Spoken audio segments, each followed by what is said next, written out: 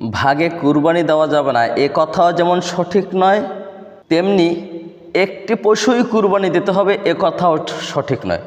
কথা হচ্ছে তাহলে সঠিক কোনটা? আসুন আমরা বুঝে নেওয়ার চেষ্টা করি। আমরা এই বিষয়টা তিনটা স্তরে আলোচনা করব ইনশাআল্লাহ। প্রথমে হাদিসে কি আছে জানার চেষ্টা করব, দ্বিতীয়ত ইমামগণ এ বিষয়ে কি বলছেন সেটা জানার চেষ্টা করব, তৃতীয়ত সব কিছু মিলিয়ে এখন আমাদের করা উচিত কি করা উচিত সেটা বোঝার এবং জানার চেষ্টা করব ইনশাআল্লাহ। প্রথমে হাদিসে কি আছে সেটা জেনে নিই।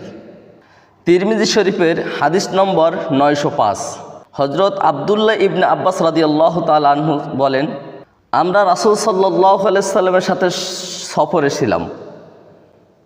এমতো অবস্থায় কুরবানির ঈদ উপস্থিত হলো। আমরা 7 জনে একটি গরু এবং 10 জনে একটি উটে অংশগ্রহণ করলাম। কোরবানিতে শরীক হওয়া নিয়ে বিভিন্ন কিতাবে মোট 15টি হাদিস বর্ণনা করা হয়েছে। এর মধ্যে মূল হাদিস 5টি, যা বিভিন্ন গ্রন্থে উল্লেখ করা হয়েছে। এর মধ্যে 4টি হাদিস আছে সফর অবস্থায়, আর একটি আছে মুতলাক অবস্থায়। অর্থাৎ সফর নাকি মুকিম কোনো অবস্থায় উল্লেখ করা হয়নি। সেই মুতলাক হাদিসটা হচ্ছে আবু দাউদ শরীফের 2808 নম্বর হাদিস। হযরত জাবির রাদিয়াল্লাহু তাআলা আনহু বলেন, রাসূল সাল্লাল্লাহু আলাইহি সাল্লাম বলছেন, একটি উট 7 জনের পক্ষ থেকে এবং একটি গরু 7 জনের পক্ষ থেকে কুরবানি করা যায়। তবে জেনে রাখা ভালো, কুরবানি সম্পর্কে মোট 80টি হাদিস রয়েছে। এবার আসি মুকিম অবস্থায় রাসূল সাল্লাল্লাহু আলাইহি সাল্লামের আমল কী ছিল। এ সম্পর্কিত বর্ণনা 5টি হাদিস গ্রন্থে 8 বার এসেছে। তার মধ্যে মূল হাদিস হচ্ছে 2টি। তার মধ্যে একটি হচ্ছে তিরমিজি শরীফের 1504 নং হাদিস।